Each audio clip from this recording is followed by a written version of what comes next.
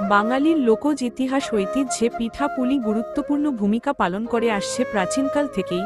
পিঠা পায়েস সাধারণত শীতকালের রসনা জাতীয় খাবার হিসাবে অত্যন্ত পরিচিত এবং মুখরোচক খাদ্য হিসাবে বাঙালি সমাজে আদরণীয়। আত্মীয়স্বজন ও পারস্পরিক সম্পর্কের বন্ধনকে আরও দৃঢ় ও মজবুত করে তুলতে পিঠা পুলির উৎসব বিশেষ ভূমিকা পালন করে। ভারতীয় উপমহাদেশে পিঠা খাওয়ার প্রচলন অনেক প্রাচীন। অগ্রহায়ণ মাসে নতুন ধান ওঠার পর সেগুলো গোলাবন্দি করতে বেশ কিছুটা সময় লেগে যায়। এই কর্মব্যস্ত সময়ে গ্রামীণ মানুষের শখ করার সময়টুকু থাকে না। নবান্নের পর জাকিয়ে শীত পড়লে পৌষ সংক্রান্তিতে পিঠা তৈরির আয়োজন করা হয়। তারপর বসন্তের আগমন পর্যন্ত চলে হরেক রকম পিঠা খাওয়ার ধুম।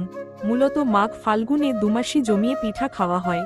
এরপর আর পিঠার স্বাদ ঠিকমতো পাওয়া যায় না। সবচেয়ে জনপ্রিয় পিঠা হচ্ছে ভাপা পিঠা।